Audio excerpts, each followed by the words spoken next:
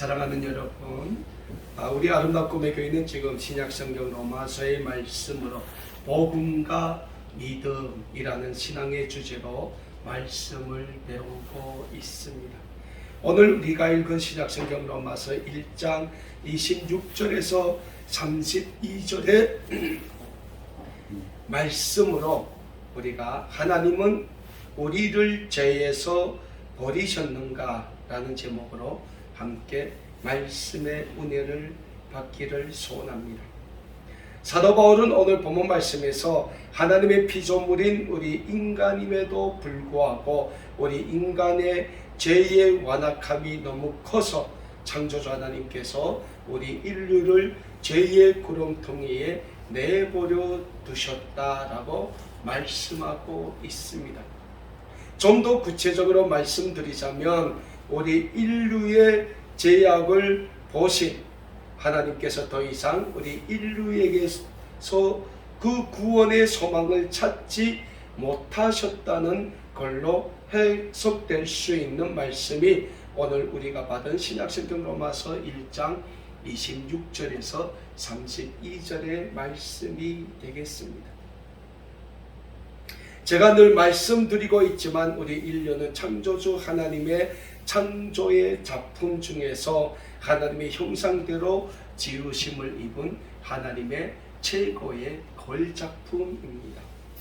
그런 우리 인류의 첫 조상 아담과 하와의 범죄함으로 인하여 우리 인류에게는 죄의 군성이라는 것이 생겨나게 됩니다. 아담과 하와의 자녀인 가인은 동생 아벨이 하나님께 드린 예배를 시기하여 자기 동생인 아벨을 쳐 죽이는 살인의 죄를 짓게 됩니다. 뭡니까? 인류의 첫 조상인 아담과 하와의 범죄함으로 인한 우리 인류의 첫 죄가 뭡니까? 살인이라는 거예요. 살인이라는 죄를 지었다는 거예요. 그런데 가인이 그 동생인 아벨을 죽인 살인사건의 주요 원인이 뭡니까? 하나님에 대한 분함이라는 거예요. 그리고 동생 아벨에 대한 시기심이었다는 거예요. 분함과 시기. 왜? 가인과 아벨이 같이 하나님께 예물을 드렸는데, 그러니까 구약시대는 제사라고 하죠. 제물을 드렸는데 하나님께서 가인의 제물은 받지 아니하셨고 동생 아벨의 제물을 받으셨다는 거예요. 그래서 형 가인이 자기 제물을 받지 아니한 하나님에 대한 분노, 똑같이 드렸는데 왜 하나님 내 제물은 받지 않으십니까? 라는 것에 대한 분함, 그리고 하나님이 그 제물을 받은 동생 아벨에 대한 시기, 이게 작용을 해서 결국은 자기 동생 아벨을 쳐 죽이는 살인의 죄를 지었다는 거예요. 구약성경 창세기 4장 3절에서 5절의 말씀에서는 이런 말씀을 합니다. 세월이 지난 후에 가인은 땅의 소산으로 제물을 삼아 여호와께 드렸고 아벨은 자기도 양의 첫 새끼와 그 기름으로 드렸더니 여호와께서 아벨과 그의 제물을 받으셨으나 가인과 그의 제물은 받지 아니하신지라. 가인이 몹시 분하여 안색이 변하니라고 말씀하고 있어요.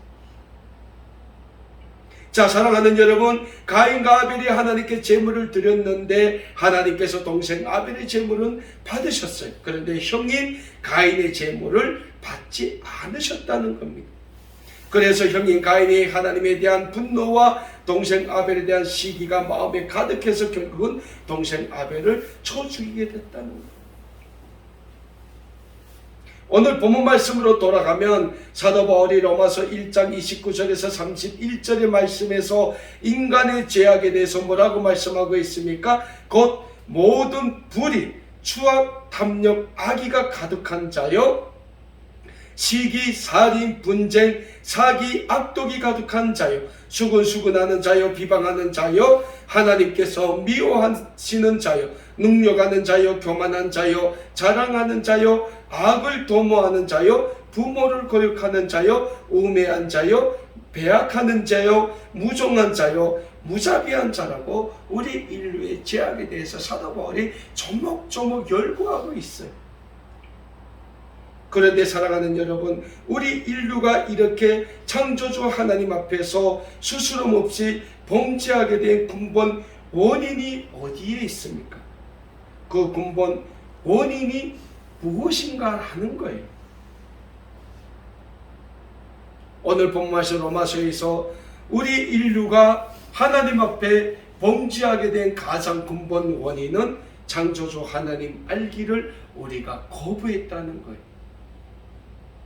오늘 본문 말씀이 기록되어 있는 로마서 1장 24절과 25절에서 이런 말씀을 하고 있습니다. 그러므로 하나님께서 그들을 마음의 정욕대로 더러움에 내버려 두사 그들의 몸을 서로 욕되게 하셨으니 이는 그들이 하나님의 진리를 거짓으로 바꾸어 피조물을 조물주보다 더 경배하고 섬겼다라고 말씀하고 있어요.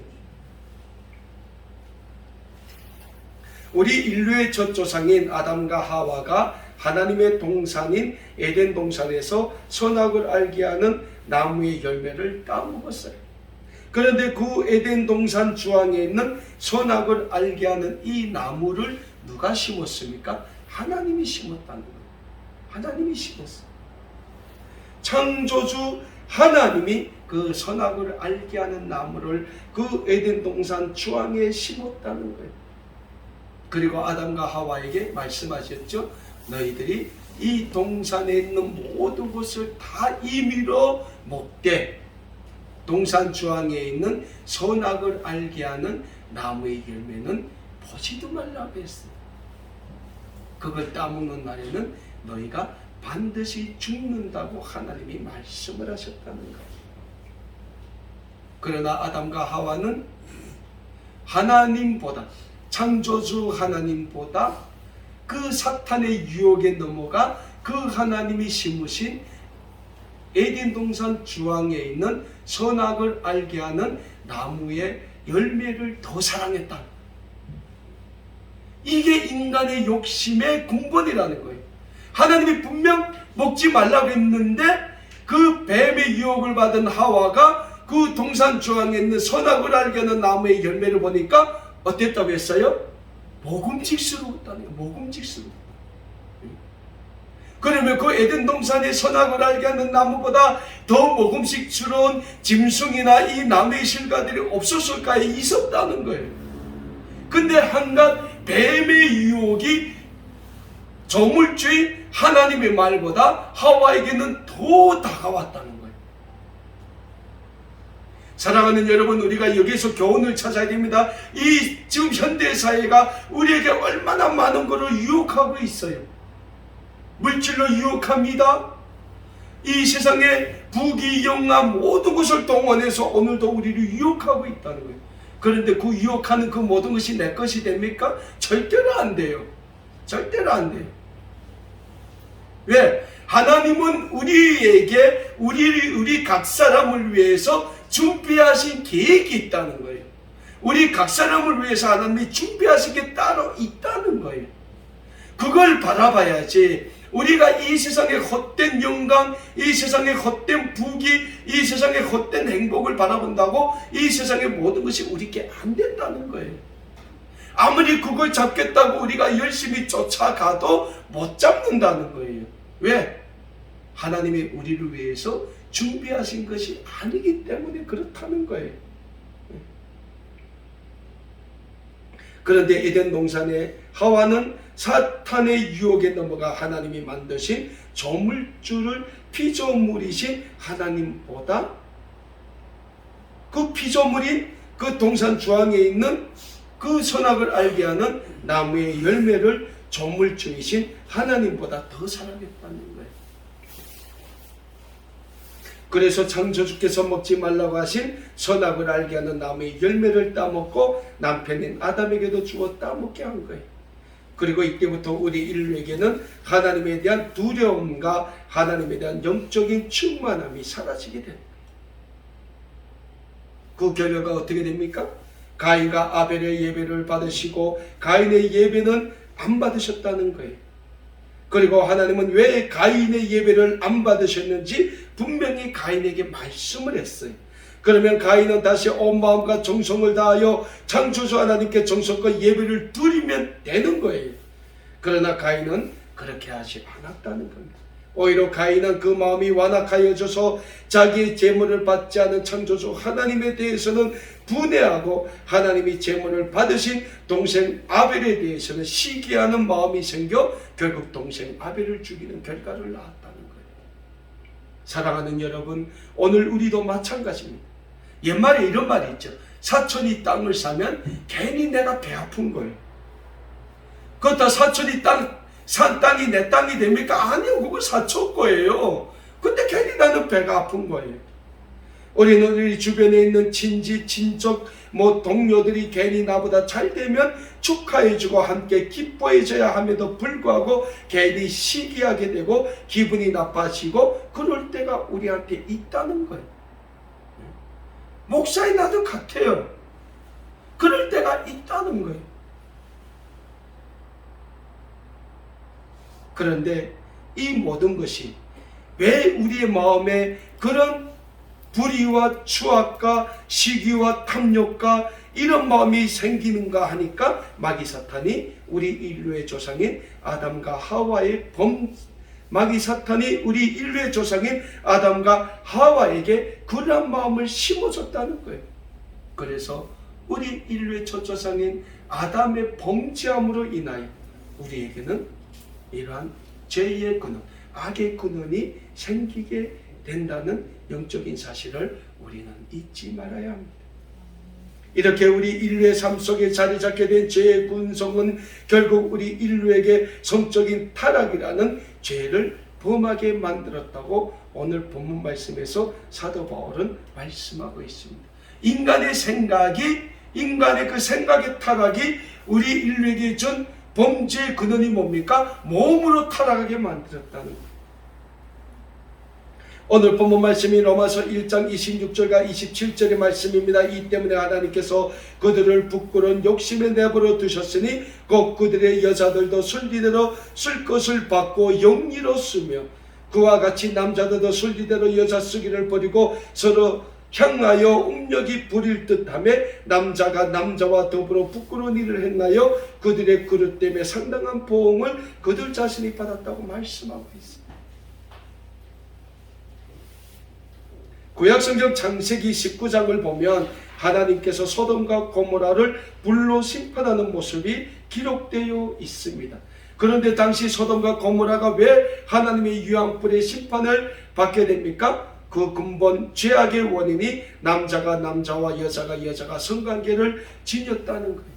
소위 지금 말하면 젠더 문화, 호모 문화가 원시 농경 사회 때부터 우리 인류의 문화와 삶에 뿌리 내려져 있었음을 우리는 역사적 사실을 통하여 알 수 있는 거예요. 그런데 구약성경 레위기 20장과 신명기 27장의 말씀을 보면 성적 순결에 대해 하나님께서 말씀하시면서 짐승과 교합하는 자, 그 부모와 교합하는 자 등 성적으로 문란한 자들에 대해서는 반드시 저주를 내리시겠다고 하나님이 말씀하고 계심을 우리가 찾아볼 수 있습니다. 요즘 우리 사회를 뜨겁게 달구는 사회적 이슈 중에 하나가 성소수자들의 인권을 보상해 주자는 말도 안 되는 논리가 우리 사회를 뜨겁게 달구고 있어요. 그래서 이 성소수자 인권 문제가 대통령 선거의 공약으로 대두될 정도로 우리 사회 이슈가 되고 있다는 거예요. 그러나 하나님은 우리에게 분명히 말씀하고 있습니다. 구약성경 레위기 20장 10절에서 21절까지의 말씀에서 하나님이 성문화에 대해서 우리에게 이런 말씀을 주고 있어요.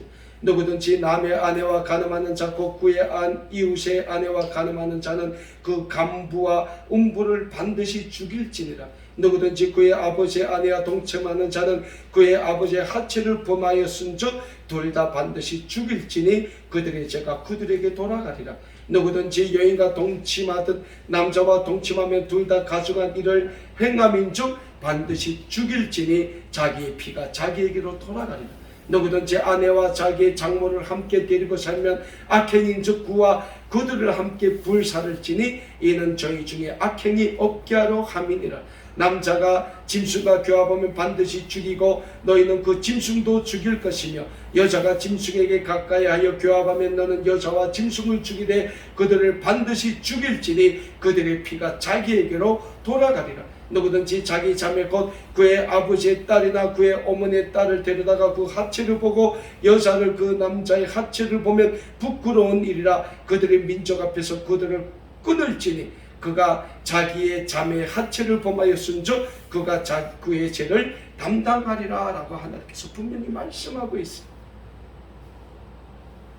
뭡니까? 성적 타락은 하나님이 반드시 죽이라는 거예요. 그들의 죄가 그러므로 인하여 그들에게 돌아가게 하라는 거예요. 사랑하는 여러분, 무엇보다 인간의 수많은 죄가 있음에도 불구하고 그 죄의 대가가 무엇입니까?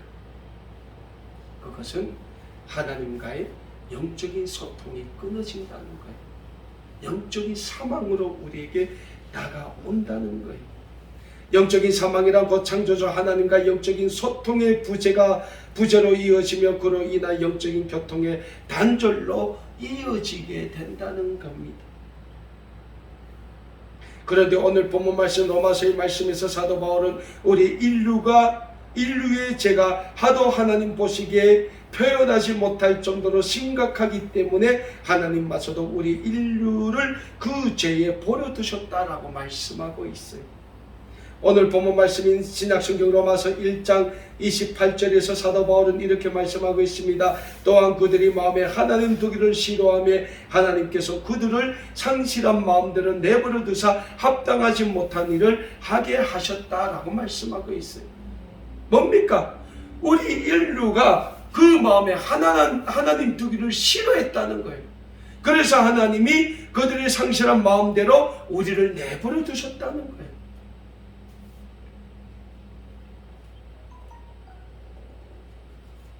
사도 바울이 말씀합니다. 우리 인류 즉 여기서 사도 바울이 가리키고 있는 대상은 하나님의 선민인 유대인들을 가리키고 있어요. 유대인들이 그 마음에 하나님 두기를 싫어했다는 거예요. 그래서 하나님도 그들을 자기의 죄에 버려두셨다고 사도 바울이 말씀하고 있어요. 죄에 대해서 뭐가 제일 무섭다고 말씀하고 있습니까?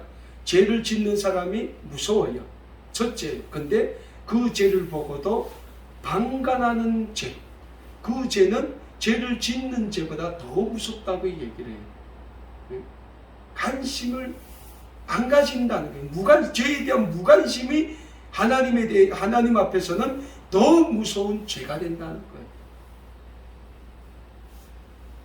성경을 보면 하나님의 선민이라고 부르심을 받은 유대 민족, 히브리 민족이 하나님 앞에서 얼마나 많은 범죄를 짓습니까? 이 세상에 온 인류의 구원의 주님으로 오신 우리 주 예수 그리스도를 십자가에 못 박도록 로마 총독인 본디오 빌라도에게 내어준 이들도 다름 아닌 하나님의 선민이라고 일컬었던 이스라엘 민족의 대제사장과 제사장들이요 백성의 서기관들과 장로들이 아닙니까?